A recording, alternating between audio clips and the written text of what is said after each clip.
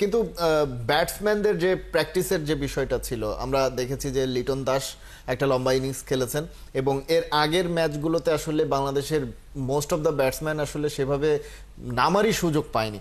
তো এটা আসলে একটা অন্যরকম সমস্যা হয়ে গেল কিনা, বিশেষ করে আমরা তো এটাকে একটা প্রস্তুতি পর্ব হিসেবেই দেখছি এশিয়া কাপের। সেই প্রস্তুতিটা যারা একটু মিডল অর্ডারে, যেই জায়গাটাতে বাংলাদেশের দুর্বলতা এবং লোয়ার মিডল অর্ডারে, তারা তো আসলে ব্যাটিংটাই করার সুযোগ পেলেন না। তাহলে আসলে প্রস্তুতিটা কিভাবে হলো? সেটা আমার মনে হয় যে এখানে প্রস্তুতির চেয়ে তারা হাততালি পাওয়ার, দর্শকের হাততালি পাওয়ার ম্যানেজমেন্ট চেষ্টা করেছে বেশি। এবং এখানে আমি বলবো যে টিম ম্যানেজমেন্ট আনস্মার্টের মতন, এটা আমার ব্যক্তিগত ব্যাপার মনে হচ্ছে আর কি, যে টিম ম্যানেজমেন্ট আনস্মার্টের মতন প্রথম 2 ম্যাচে টসে জিতেই যে তাদেরকে মানে এমন একটি দলের সঙ্গে তারা প্রথমেই আমরা ব্যাটিংটা নিলাম না, এখানে আপনার ব্যাটসম্যানদের কিন্তু তারা সুযোগ করে দিতে পারেননি। অথচ আমরা জানি যে 1 মাস ধরে জুলিয়ান উড যে প্র্যাকটিসটা করিয়েছেন যে পাওয়ার হিটিং এর, সেটার ইউটিলাইজ দেখার জন্য এবং করানোর জন্য অন্তত প্রথমে ব্যাটিংটা নেওয়া উচিত ছিল।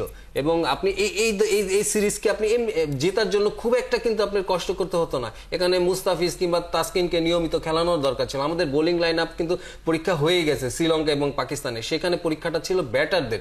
সেই ব্যাটাররা কিন্তু আমার মনে হয় প্রপার হয় না, যেটা আপনি এখন হয়তো আমরা দেখছি যে এত রান করেছে লিটন, এত রান করেছে, বাট এটা তার ব্যক্তিগত কিছু রেকর্ড আর ঝুড়িটা ভরলো আর কি। আপনি যদি বলেন 14টা হাফ সেঞ্চুরি আছে।